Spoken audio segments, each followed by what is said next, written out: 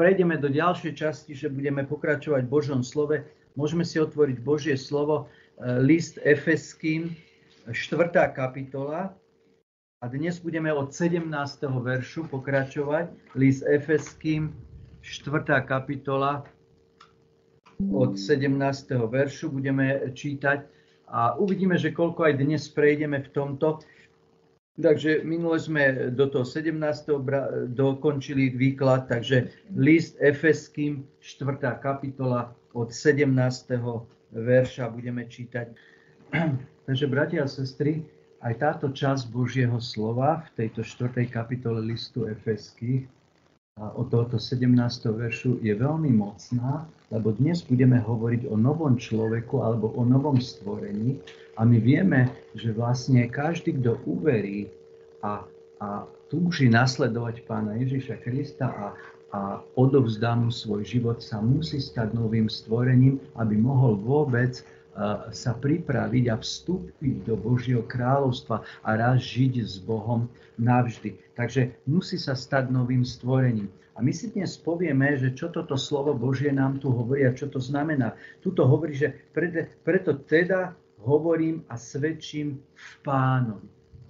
Všimnite si, čo hovorí apoštol Pavol. Preto teda hovorím a svedčím v Pánovi. To znamená, toto, čo hovorí, tak potvrdzuje, že toto slovo opiera Pána Ježiša Krista. Že za týmto slovom stojí Pán Ježiš Kristus. Že za týmto slovom stojí Svätý Boh. Že toto slovo je veľmi dôležité. Že ho oznamuje a svedčí ho v Pánovi. A tu hovorí, že nežite už viac, ako pohania žijú v márnosti svojej mysle. Všimnite si, ako hneď na začiatku hovorí, že ako by hovoril, žite inak.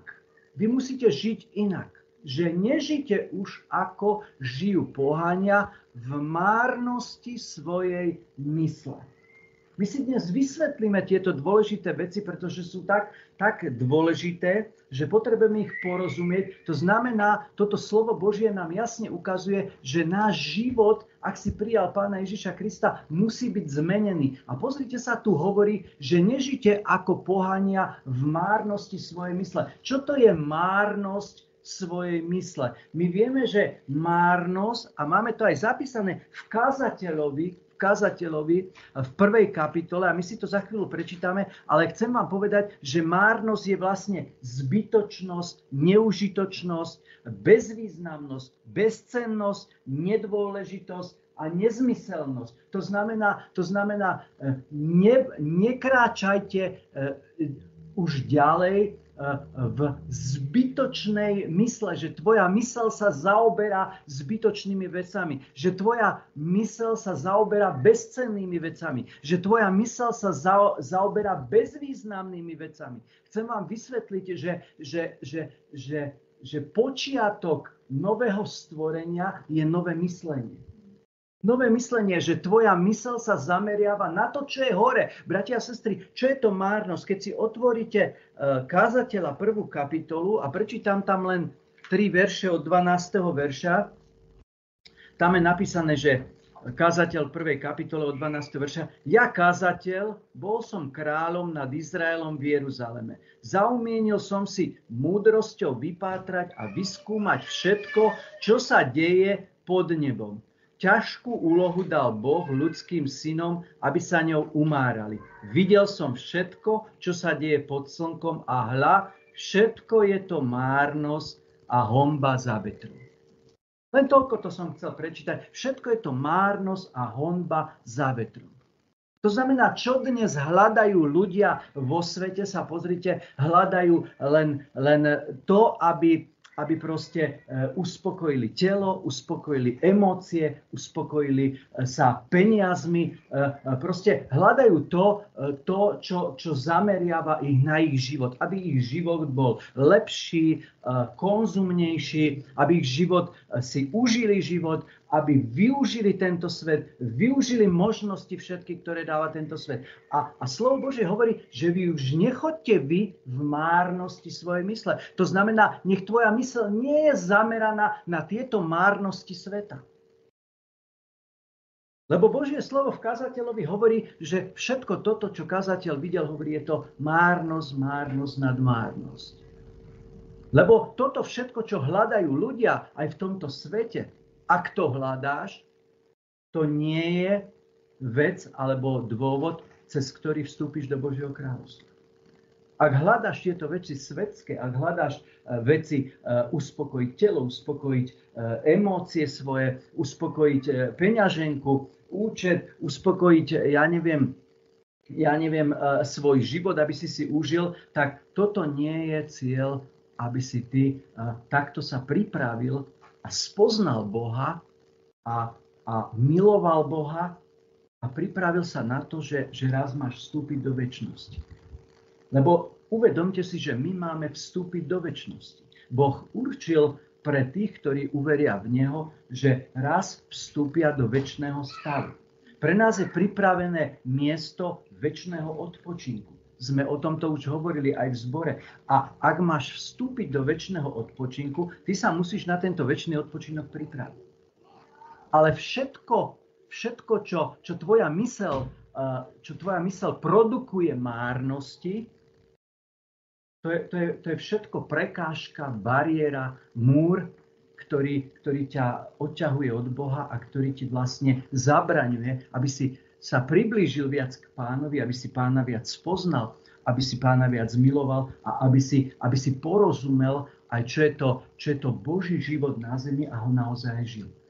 Márnosť svojej mysle. Bratia a sestry, chápete to teraz, čo to je všetko? Že čo tvoja mysel produkuje? Že kam ju unášaš, po čom túžiš? A ak sú tam tieto márnosti, čo hľadá aj svet, a ak nimi sa zaneprázdňuješ, tak chcem ti povedať, že to je tá prekážka, prečo dnes možno tvoj duchovný život je taký rozbitý. Chcem ti povedať, že toto je možno prekážka, prečo sa nevieš priblížiť k Pánovi Ježišovi. Chcem ti povedať, že toto je možno prekážka, že nerozumieš týmto veciam a neprežívaš ani to, že slúžiš ľuďom, že kráčaš s Pánom, že Duch Svätý hovorí ku tebe a tak ďalej. Toto všetko sú prekážky. To znamená márnosť svojej mysle. A tuto hovorí, že vy nežite už tak. To znamená, musí tu byť zmena myslenia. Toto je základ, bratia a sestry. A potom hovorí, že zatemnený na rozume, odsudzený Božiemu životu nevedomosťou. Zatemnený na rozume. To znamená, čo to je zatemnený na rozume? To znamená rozum, ktorý je zakrytý, zatemnený a ktorý ide podľa svojich vecí. Vidí svoje veci, vidí svoj smer a ide si za svojím smerom a za svojimi túžbami a za tým, čo by človek chcel a kde by chcel byť alebo čo by chcel dosiahnuť a tak ďalej. Zatemnený na rozume. Keby sme sa opýtali, aby si bol múdry, že chcel by som mať múdrosť, bázeň pred Hospodinom je počiatkom múdrosti. To znamená, sme si hovorili aj v nedeľu, strach z Boha. Strach z Boha. Toto vypôsobí potom u teba aj iný život, iné zmýšľanie. To znamená, vidíme, že tu hovorí, že majú márnosť svojej mysle, teda hľadajú márnosti tohto sveta, naplňajú sa, sú zatemnení na rozume, to znamená, ich rozum je zakrytý a jednoducho nejdu v tej múdrosti Božej. A dokonca je tu napísané, že sú odsudzení Božiemu životu nevedomosťou. Pamätáte si, ako som vám v nedeľu hovoril, že ako je niekoľkokrát v prorokoch napísané, že pre nevedomosť ide môj ľud do záhuby. Pre nevedomosť môj ľud pôjde do exilu a tak ďalej. Pre nevedomosť. Aj kňazom, Boh to vyčíta skrze prorokov, aj kňazom, že neučili ľudí rozpoznávať, čo je sveté, čo je nesveté, čo je dobré, čo je zlé. Neučili. A že Boh bol znesvetený uprostred nich. To znamená, vidíte, že nevedomosťou nepočúvajú, nechcú vedieť a nepríjmajú tieto veci, toto naučenie. Ale toto pre nás hovorí, že vy nežite takto. Vy nežite takto. Vy zmente svoju myseľ, to znamená, aby tvoja myseľ hľadala to, čo je hore, nie to, čo je na zemi. To znamená, keď hľadáš to Božie, aj sa približuješ k Bohu. A tie márnosti, tieto žiadosti a márnosti sú ti potom, ich vidíš lepšie, že sú márnosti. Sú lepšie, lebo keby si zarobil aj koľko, Janko tu hovorí, že či Martin, že bol bohatý a nakoniec aj tak si nepomohol, bol chorý. Potom odhalíš jednu vec, že po čom všetkom ja túžim v svojom živote, že naozaj to je márnosť a že naozaj toto všetko ma neprivedie do Božieho kráľovstva, že mi nepomôže, aby som ja sa pripravil dobre, ale skôr mi to oči zaslepuje a odvracia mysel od Božích vecí, ale žijem ako svet. A takže nové stvorenie začína tou novou myslou. Pozrite sa, zatemnení na rozume, odsudzení Božiemu životu nevedomosťou, ktorá je v nich a zatvrdilosťou svojich srdc. Pozrite sa, ďalšia vec je tu zatvrdilosť srdc. Vidíte, aké to je dôležité toto vysvetliť, že srdce dnes má veľa veriacich zatvrdené srdce. Bratia a sestry, svet má úplne zatvrdené srdce. Možno toto je pre vás aj odpoveď, prečo mnohí z rodín nechcú prijať Pána, nechcú počuť Pána, nazývajú nás sektármi a nechcú rozumieť. To je zatvrdilosť srdca. Toto je presne to, pretože diabol oklamal a diabol im dal myslieť na tieto veci, na tie márnosti. Oni sú plní tej mysli márnosti. Hľadajú to svetské, ako by si užili, ako by to, ako by tamto, ako by dosiahli niečo v tomto živote, ale nevedia, kedy príde koniec ich života a nevedia, kedy príde napríklad Pán, to ich ani nezaujíma, ale vtedy to všetko skončí, každá márnosť skončí a potom bude otázka, si pripravený?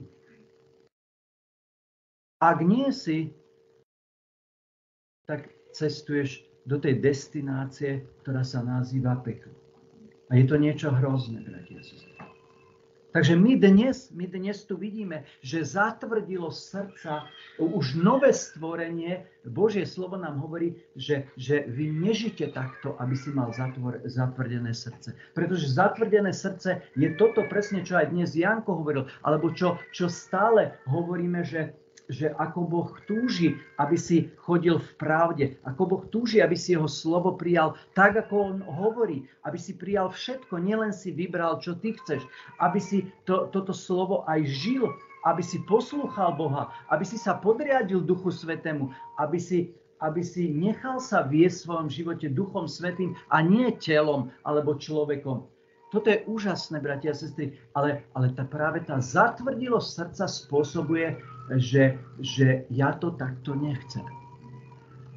Dnes som vám hovoril, veľakrát, a dnes to pripomínam, že dnes majú mnohí veriaci svoju spásu. Nie spásu Kristovu, ktorú nadstavil Pán, tú cestu, ale svoju. Lebo si vybrali, čo chceli a ostatné si idú podľa seba. Oni hovoria, toto im stačí a oni sa radujú v svojej spáse. Nie v tej spáse, ktorú Boh dáva, aby boli vedení Duchom Božím. A to spôsobuje toto práve zatvrdilosť srdca. A ja dnes tu o tomto hovorím a pozdvihujem, že nové stvorenie, že nežite už viac, aby si žil v márnosti svojej mysle, aby si zatvrdil svoje srdce, aby si bol zatemnený na rozume. Toto je tu napísané. A potom je tu napísané, oni sa totiž v svojej otupenosti oddali výstrednostiam, aby zo zisku z chtivosti páchali všetku nečistotu. To znamená, pozdvihujeme tu slovo zisku chtivosti. Získať niečo pre seba. Viete, že svet, odkedy Adam a Eva zhrešili, tak je tam sebectvo, hriech sebectva, sebectvo ja. A vidíte, ak ten hriech sa stupňuje a čím prichádza posledné časy a čím prichádza teda koniec pohanov a tak ďalej, tak vidíme, že ten hriech ešte viac stupňuje a tá sebeckosť, neláska, toto je vyvrcholené vo svete a oni zo zisku chtivosti, viete, ten zisk nemusí byť len finančný, aj telesný, aj emocionálny, aj akýkoľvek, len abych sa ja mal dobre, abych si užil s tou ženou alebo žena s mužom, aby som toto získal, aby som získal postavenie, aby som získal prácu, aby som získal peniaze, aby sa moja rodina mala dobre a tak ďalej. A kde je Boh? A kde je Božia cesta? Dnes tu Janko hovoril o tom, že kto verí, musí byť v utrpení. Kde je tu utrpenie? Tak, jak Martin povedal, že keď sa pýtal toho veriaceho, nie je dobre v tom zbore. Ale kde je utrpenie? Kde je Kristova úzka cesta? Kde je toto? Že zapierame svoje ja, že zapierame to, čo by som dnes mohol, alebo chcel robiť, alebo si chcel odpočinúť, tak zostávam v Kristovej veci a pracujem pre Boha a zaprem veci. Kde to je? A toto Božie slovo to hovorí, že ak si sa stal novým stvorením, toto sa musí zmeniť. Toto sa musí zmeniť. A my tu dnes ešte hlbšie pochopíme, že ako sa to musí zmeniť, lebo niektorí veriaci čakajú, že to príde samo. Nie. Pozrite sa, čo tu je ďalej napísané. Hovorí tu, ale vy ste sa nie takto učili o Kristovi. Bratia a sestry, počúvajte toto dobre, ale vy nie ste sa takto učili o Kristovi. To znamená, toto nie je učenie o Kristovi práve.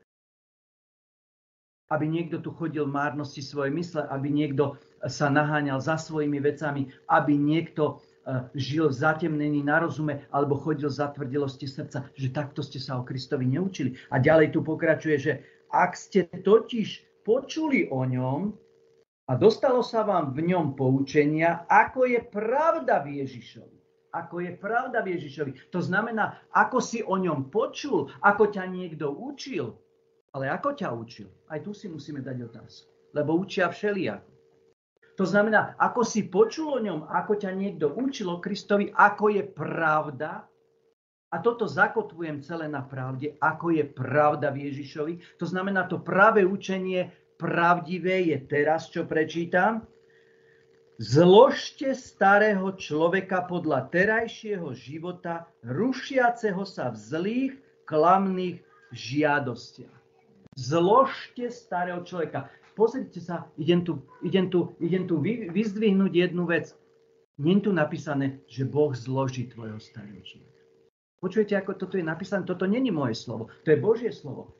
Zložte starého človeka. To znamená, my ho máme zložiť.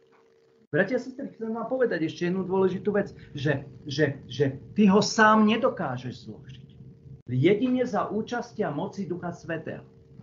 Pretože Duch Svätý ti môže pomôcť umrieť so starým človekom. Ale poviem vám tri veci, ktoré sa dejú. Prvé musí byť chcenie.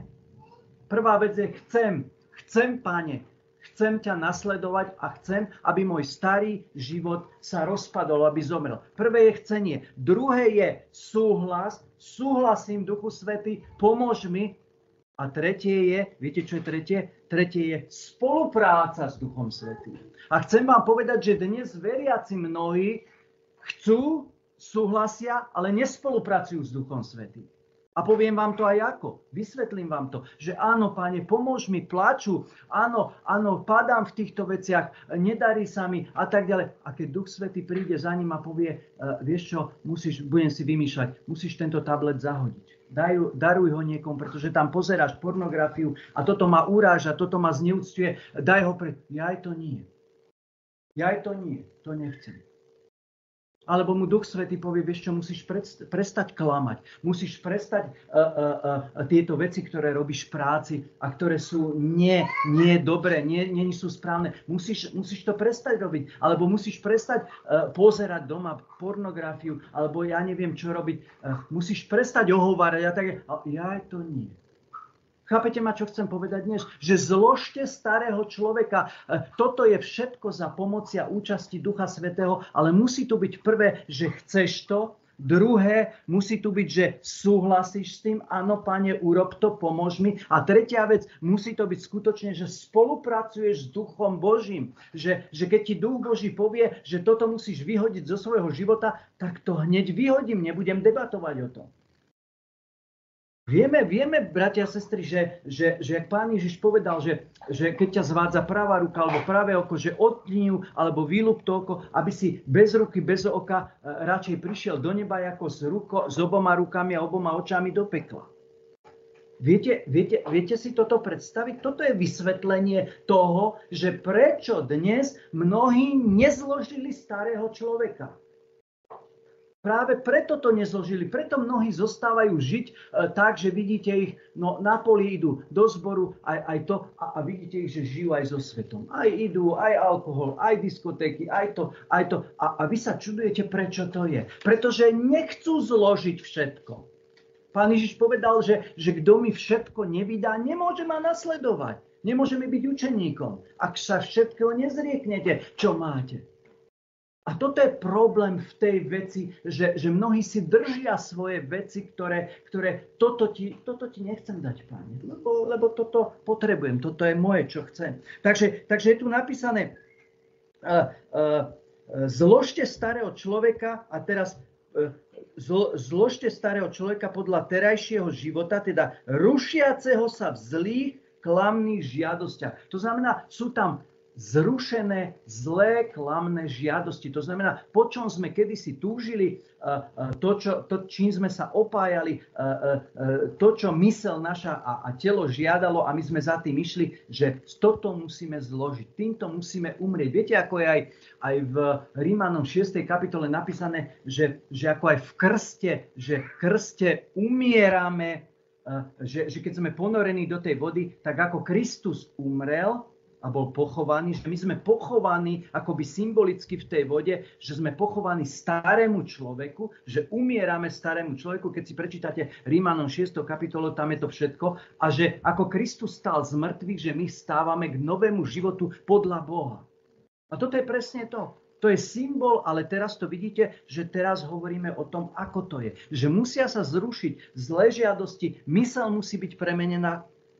A potom je tu napísané, obnovte sa duchom svojej mysle. Áno, to znamená, musíme obnoviť skrze ducha svoju myseľ. To znamená, naša myseľ, aby znova bola zameraná na Boha, na Božie veci. Viete, aké to je úžasné, keď sa zamýšľaš a myslíš, Páne, ráno, ako by som ti dnes mohol slúžiť, Páne. Keby si mi dal do cesty niekoho dnes, aby som mu mohol hovoriť, Páne.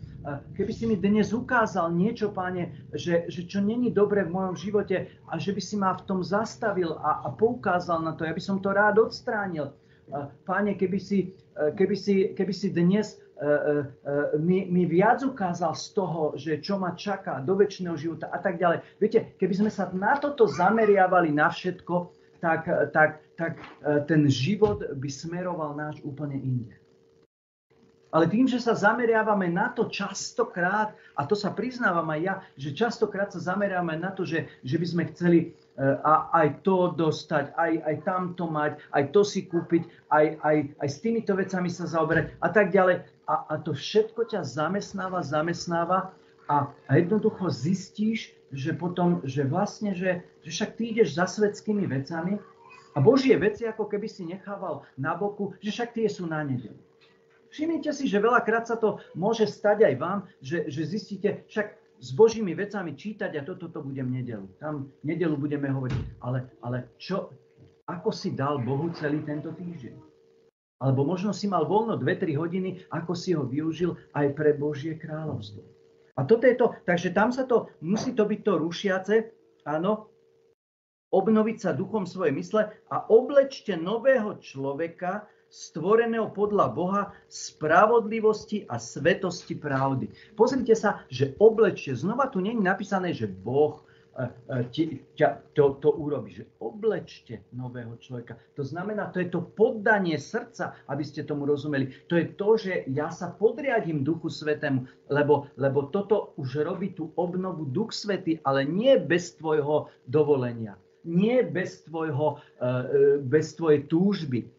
Pretože Duch Svätý ťa navedie, čo máš urobiť a ty si ten, ktorý to ideš urobiť, že zoberiem ten konkrétny tablet, ktorý mi prináša hriech a ja ho idem a zahodím ho, alebo predám, alebo ho niekomu darujem. Chápete ma, čo chcem povedať? Že Duch Svätý ťa už motivuje a ukazuje ti, čo konkrétne, ale či ho ty poslúchneš, či to urobíš, čo on ti hovorí. A tuto hovorí úžasné veci, pozrite sa, že oblečte nového človeka, stvoreného podľa Boha, To znamená nový človek, ktorý už je zameraný v tom Božom živote, v tom novom živote podľa Boha. Nie podľa zeme tejto, nie podľa vlád tohto sveta, nie podľa človeka, ale oblečte nového človeka podľa Boha. To znamená to, čo Boh, ako Boh vlastne nadstavil morálny spôsob života pre človeka, ako nadstavil a ako dal jeho slovo, že ten život už musí byť podľa toho obnovený. A tam sa týka všetkého. Tam sa týka toho, ako sa správaš, ako myslíš, ako rozprávaš, ako sa obliekaš, či cudne, či necudne.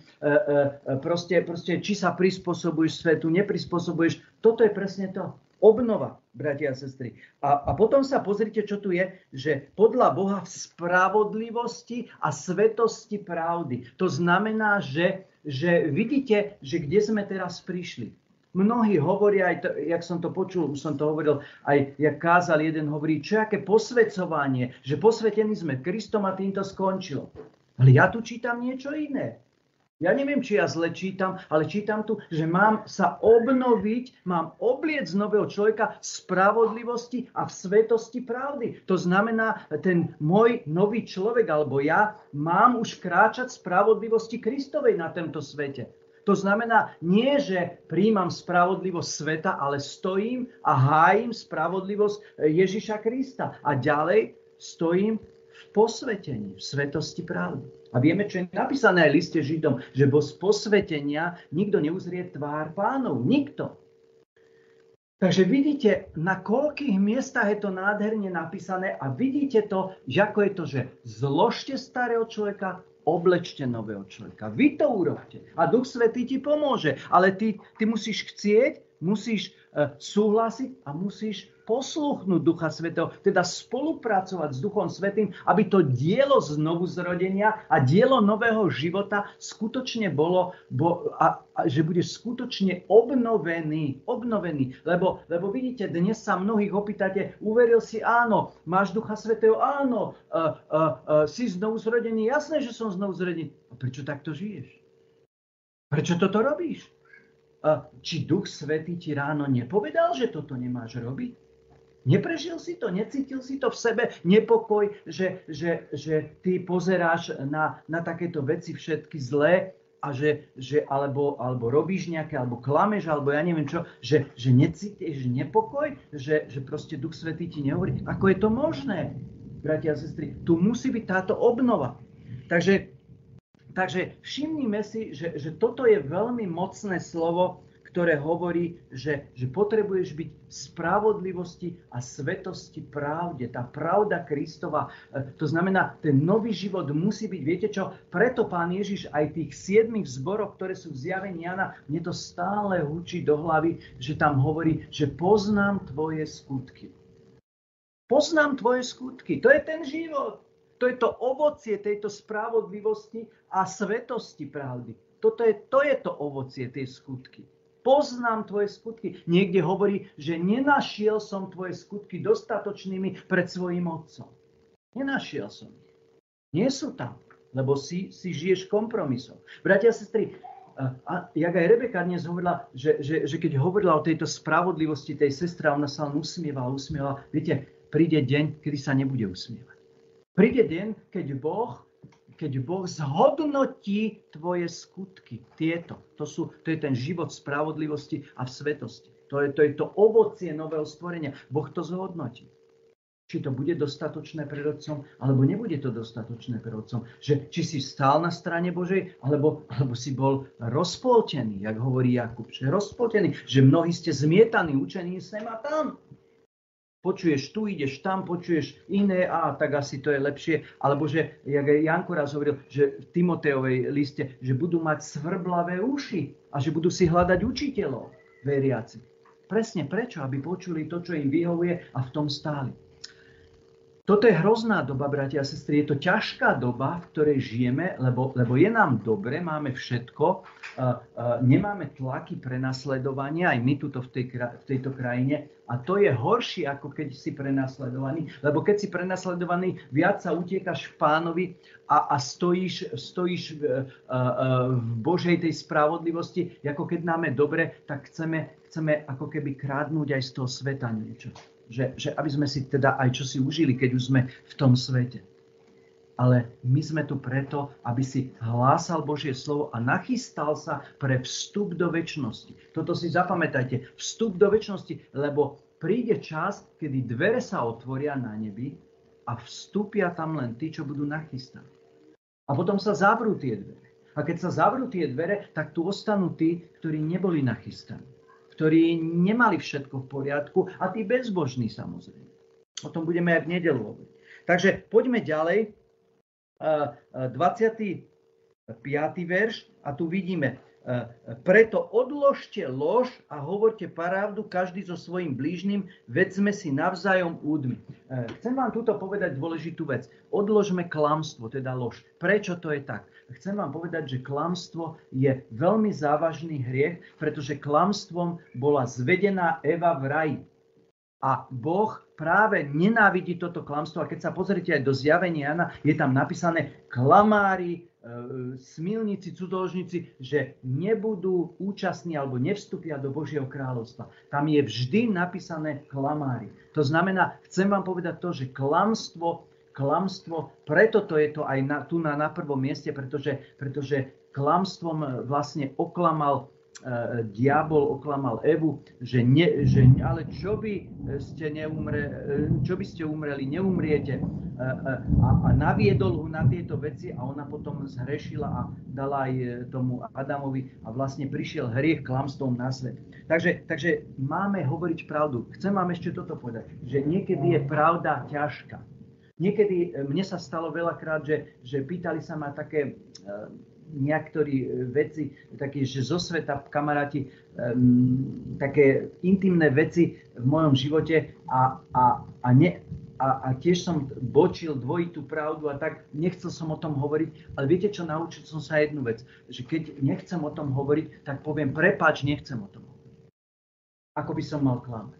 Prepáč, nechcem sa o tomto s tebou rozprávať. A je to lepšie, lebo vtedy neklamáš. Nechcem to povedať. A to je v poriadku. Ako máš povedať, vieš čo, bolo to takto a nebolo to takto. Lebo toto zarmucuješ, keď klameš, zarmucuješ Ducha Svätého. A každý sme určite zaklamali. Každý sme prežili, že sme zarmutili Ducha Svätého. A o to viac brata tu hovorí. Lebo tu hovorí, že hovorte pravdu každý so svojím blížnym, vedzme si navzájom údmy. To znamená aj s blížnym, aj my, čo sme si navzájom údmy Kristove. Neklame si, viete, pravda je niekedy trpká. Áno, možno niečo si myslel o niekom, alebo si povedal. Ale vieš čo, keď to povieš na svetlo, áno, vieš čo, je to pravda. Zmýšľal som takto o tebe. Je to ťažké. Možno to niekoho aj zraní. Ale Boh bude za tou pravdou stáť. Že sa to vylieči všetko. Toto sa uzdraví takto. Keď pravda vyjde von, toto všetko uzdraví. Klamstvo to len zamieša. Ty odídeš, dobre, nevie o tom. Ale to sa dozvie a potom to bude ešte viac boli. Takže stojíme v pravde, lebo diabol oklamal tam Evu. Ďalej je tu napísané, hnevajte sa, ale neherešte, nech slnko nezapadá nad vašim hnevom. Bratia a sestry, toto je veľmi mocné. Počúvajte teraz, že hnevajte sa a neherešte. To znamená, Božie slovo predvída, že sa aj pohneváme.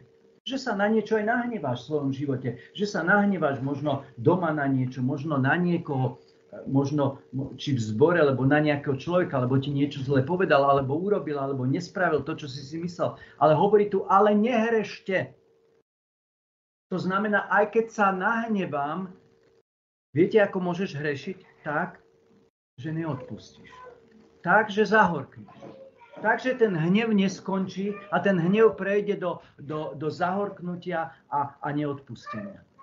Toto je nehrešte. A dokonca tu hovorí, že nech nad vašim hnevom nezapadá slnko. To znamená, Božie slovo hovorí, že keď si sa aj dnes nahneval, tak dokedy nezapadne slnko, tak vieme, že večer zapadá slnko, do večera to daj do poriadku. Lebo chcem ti jednu vec povedať. je pravda, a to sme určite všetci zažili, že sme sa nahnevali a niekoľko slnk zapadlo, až sme to opustili.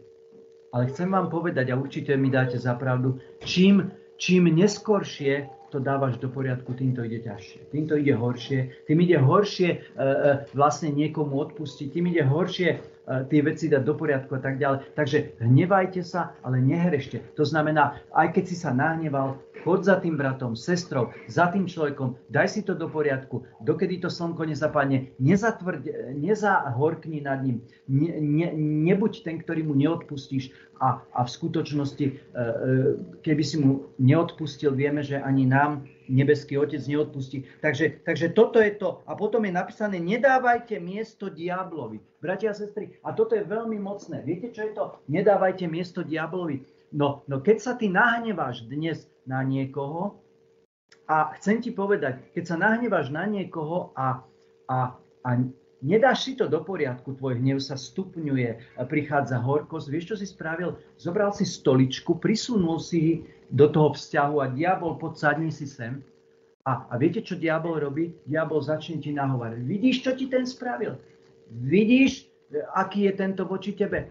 Ty by si mu chcel odpustiť, prosím ťa pekne, v žiadnom prípade. Ty si v pravde, ty máš nárok. Nedávajte diablovi príčinu. Nedávajte diablovi. To znamená, čím ty neskôr dáš do poriadku túto vec, aj s tým hnevom alebo s akýmkoľvek hriechom, čím to dáš neskôr do poriadku, tak tým, bratia a sestry, prizývaš diabla k tomu a diablovi dávaš priestor, aby diabol mohol manipulovať tvoje myšlienky, tvoje srdce, toho človeka, s ktorým máš nejaké rozbroje, alebo aj do hociakého hriechu alebo neposlušnosti, ktorú máme, že vlastne nevybavíš si to pokáním hneď s Bohom a neopustíš tú vec, ale proste, keď sa v tom zapáraš ďalej, tak vlastne otváraš diablovi dvere a diabol potom tam má možnosť proste vstupovať do tvojho života a naozaj meniť tieto veci všetky a potom je to horšie a ťažšie a preto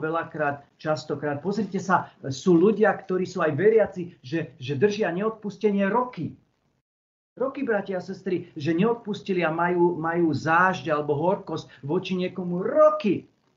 A viete čo, keď im to poviete, že vieš čo, toto nie je správne, toto je hriech, on povie, to je nič. Mávne rukou, pretože vpustil diabla už do toho a diabol ho presvedčil, že to není hriech. Že to je všetko v poriadku. Že ty máš právo sa hnevať na toho človeka, pretože ten človek naozaj ti spôsobil zlé veci a ty máš na to právo. On ťa presvedčí nie o tom, čo je v Božom slove. Presne to, čo spravil diabol v záhrade, to, čo spravil v tej záhrade Eden, že oklamal Evu, tak to oklame, že to Boh nepovedal a nemusíš sa bať. A tí ľudia chodia do zboru. Tí ľudia sedia v laviciach a tí ľudia pekne hovoria veci o Bohu a tak, a vy viete, že žijú stále oni v hriechu. Lebo sú oklamaní. Povedia, že už to ani není hriech toto. Takže nedávajte diablovi miesta. Ten, čo kradol, nech viac nekradne, nech radšej pracuje a vlastnými rukami zarába, aby mal z čoho udeliť núdznemu. Pozrite sa, aké toto je úžasné. Pozrite sa, ako sa novým stvorením menia veci, bratia a sestry. Že keď si krádol alebo nežil si riadne, tak teraz už nájdi si prácu, normálne pracuj, ale Božie slovo hovorí, že to nové stvorenie nie, že sebecky pracuješ len pre seba, ale že pracuj aj preto, aby si mohol dať niečo aj núdznemu. Vidíte, aké to je úžasné? Vidíte, aké tu je zmena Božieho kráľovstva? Že dobre, prestaň s tým, čo si robil, nájdi si prácu, ale nie len preto, aby si zase svoj život budoval, ale aby si mohol aj núdznemu, ktorý nemá, aby si mu mohol dať. Úžasné niečo. Toto je zmena života, toto je Kristové učenie. No a potom už tu je nejaké mrzké slovo, nech vám nevychádza z úst, ale len dobré, aby budovalo, kde treba a poslucháčom prinášalo požehnanie. Bratia a sestry, čo to je mrzké slovo? To je nepekné, hanebné, nemravné klebety. To znamená, aj naša retorika, teda naše hovorenie sa musí zmeniť. Nemôžeme nadávať. Viete, nemôžeš byť ten, ktorý niečo sa ti nedarí, alebo s niekým máš konflikt a naraz sa prepneš asi jak svet. a nadávaš a škaredé slová hovoríš a pomaly by si sa rúhal a ja neviem čo. Toto je niečo nezdravé, ne v poriadku, bratia a sestry. Toto je niečo neporiadku, pretože ak máš ten pokoj Kristov, tak aj v tej hádke sme hovorili, Pavol hovorí, že prečo radšej netrpíš, že prečo radšej sa nestiahneš a neprosíš Boha, aby on vyriešil ten spor a tak ďalej. Ale prečo hneď hnevy a tak ďalej. Takže tu vidíme, že ani to mrzké slovo, bratia a sestry, ani klebety, ani zlé slova, ani nič, ale len máme hovoriť niečo, čo niekoho buduje a prináša mu požehnanie. Nezabudnite toto, že buduje, že keď s niekým rozprávaš, aby ho to budovalo, teda vyučovalo, privádzalo ho to k Pánovi, povzbudzovalo, potešovalo, alebo nesieš ty bremená jeho, alebo niekoho chceš v zármutku povzbudiť, alebo si žehnáš niekoho, prinášaš mu požehnanie. Ale nie je mrzké slovo, nie klebety, nie zlé veci. Takže toto je to. A potom je, že nezarmucujte Svätého Ducha Božieho, ktorým ste boli spečatení na deň vykúpenia. Áno, to znamená, že Duch Svätý, o ktorom hovoríme a chceme viac hovoriť, že nemáme ho zarmucovať. Verím, že budeme aj tieto veci kázať niekedy aj v nedeľu, aby sme hlboko rozpoznali tieto veci, čo je to zarmucovať Ducha Svätého. Ale poviem to len teraz v rýchlosti v tom, že Duch Svätý ako osoba Božia prežíva ohromný zármutok nad tým, ak dieťa Božie sa navráca do hriechu alebo do nespravodlivosti. Prežíva ohromný zármutok. Viete, ako vy by ste sa strašne rmútili, že tvoje dieťa, ja neviem, vpadlo do nejakej zlej veci alebo niečo zlé strašne spravilo. Ako by ste sa doma rmútili nad tým, ako by vám bolo strašne zle, takto sa rmúti Duch Boží. Keď neposlúchame ho, keď robíme to, a to zarmucovanie nie je nekonečné, že ty budeš zarmucovať Ducha Svätého roky, a on bude stále pri tebe. Nie. Nie, lebo vieme, že keď zarmucuješ Ducha Svätého, potom to prejde do odporovaniu Ducha Svätému, teda Duch Svätý ťa vedie k pokániu a ty mu odporuješ, potom je odporovanie a potom dokonca máme v liste Židom 10. kapitoly, že sa vysmievaš Duchu Svätému. To nasleduje jedno po druhom. Začína to tým, že zarmucuješ, potom to je odporuješ Duchu Svätému a tretie je, že sa vysmievaš Duchu Svätému. To je všetko v Biblii zapísané, v Novom zákone. A potom je tam odporovanie a potom ťa Duch Svätý opúšťa, keď zostaneš v tej neposlušnosti alebo v tom hriechu. No a už budeme končiť. Každá rozhorčenosť a vášnivý hnev, krik, i rúhanie so všetkou zlosťou nech sú vám vzdialené. To znamená, každý hnev, krik, rúhanie a tak ďalej. Viete, toto je nové stvorenie. Nové stvorenie podľa Boha nie je, že jak svet, že hádky, zvady, také talianské manželstvo, poznáte, stále sa hádajú, nadávajú si, bijú sa, rúhajú sa a ja neviem čo. Toto už nemá byť u nás. Aj keď prídeme do ťažkých životných situácií, máme sa držať na úzde. Máme to odovzdať Bohu. Máme to s pokorou príjmať tieto veci. To znamená, tam už nech to není, lebo vieme, že hnev, krik, hádky, to keby sme išli do 5. kapitoly, kde je jasne napísané, že to je ovocie, to je skutky tela, nie ovocie ducha toto. To sú skutky tela. To znamená, to je skutky tela, pre ktoré, keď človek žije v týchto skutkoch tela, tak proste nejde do Božieho kráľovstva. Tak je to napísané. No, nech to viem vzdiale, ale buďte vospolo dobrotiví, milosrdní, odpúšťajte si, ako aj vám Boh odpustil Kristovi. A týmto to končíme. Takže buďte dobrotiví, milosrdní. Vieme, čo je dobrotivosť. Jeden dobrý k druhému. Tá dobrotivosť musí vychádzať zo srdca. To je ovocie Ducha Svätého, bratia a sestry. Tá dobrotivosť, že chcem ti dobre, prajem ti dobre, že proste chcem sa podeliť a zapričiniť aj to, aby si sa mal dobre, aby si prosperoval duchovne, aby som ti pomohol aj v telesnom živote, aby proste tá dobrotivosť tam musí ísť, milosrdenstvo. Viete, to je to, že keď aj si bol voči mne možno nedobrý alebo nespravodlivý, ja ti odpúšťam. Tá milosrdnosť, to je ovocie Ducha Svätého, kedy naozaj si milosrdný. Možno ti niekto niečo na ulici spôsobí, možno niekto niečo ti zle povie, možno sa ti niečo stane, ale tá milosrdnosť je stále, že proste ty nebudeš toho človeka rúhať sa mu, byť ho, alebo ja neviem čo robiť, ale že stále odpúšťajúci si. To, čo robí Boh. To je úžasné. Odpúšťajte si tak, ako aj vám Boh odpustil. Takže, bratia a sestry, nechaj toto slovo Božie nás povzbudzuje a posilňuje. Ja by som možno, že ešte vám dlho k týmto veciam hovoril, ale verím, že vybereme z týchto vecí a v nedele budeme ešte hojne z toho hovoriť. Takže nech vás aj toto posilní, že to nové stvorenie musí byť. Ak tam nebude to nové stvorenie, všetko je to zbytočné. A viete, ako je napísané aj v 1. Timotejovej 3. kapitoli, že v posledných časoch, že to budú ťažké časy, že budú mať mnohí veriaci tvár pobožnosti, ale silu a moc Božiu budú popierať. A toto je presne to, že budú mať tvár, že všetko je OK, ale žiť budú úplne iný život a tým životom budú dávať najavo, že akoby tá obeť Pána Ježiša Krista a moc Ducha Svätého, že nefunguje v ich živote. A toto je presne to, že ak si nové stvorenie, musí ten život byť iný. Nech vás Boh žehná. Amen.